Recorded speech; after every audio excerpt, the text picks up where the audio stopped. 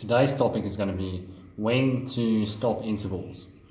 Have you ever rolled out of bed in the morning and you just thought to yourself, holy shit, there's no way I can do this interval set today.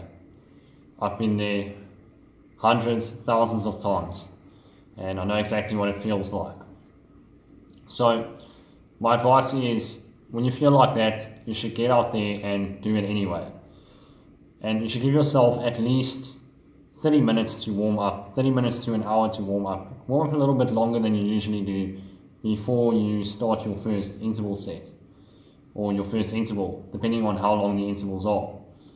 So let's say, for example, you've got 6 times 10-minute intervals to do for that day, and you just have no idea how you're going to push yourself through this.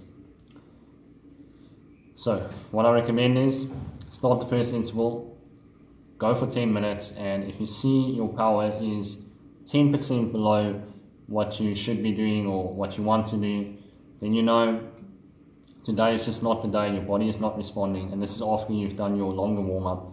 Your body just isn't responding, and call it a day and just ride at recovery pace zone 1 for the rest of the session. And that's how you can gauge, that's how you can be in tune with your body and know that, okay, I'm going to recover at the right time, and then I'm going to go hard at the right time. Because the idea with intervals is you want to do them at a really high quality intensity. You want to go really hard, really deep, because that's how it is in a race.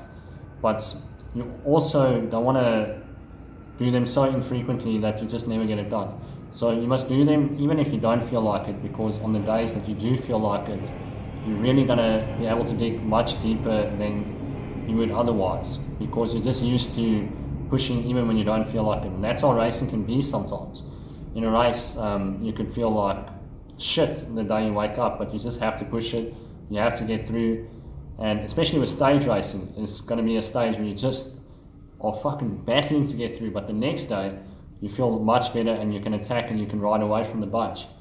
So that's often how your body responds. So do it even if you don't feel like it. And if you're doing shorter intervals, let's say 5-minute intervals, 4-minute intervals, always do the first one, and if you see the power is low, then call it a day, just ride recovery pace, and that's the best way really to gauge it. I mean, you can have all these numbers like chronic fatigue, chronic training load, acute training load, TSB, training stress balance, all those things, but it's not going to give you the full picture, because your lifestyle could be affecting the numbers that you put out on the pedals. So you could have a lot of stress, could be a lot of workload on you, family issues, all those other external factors can affect your power.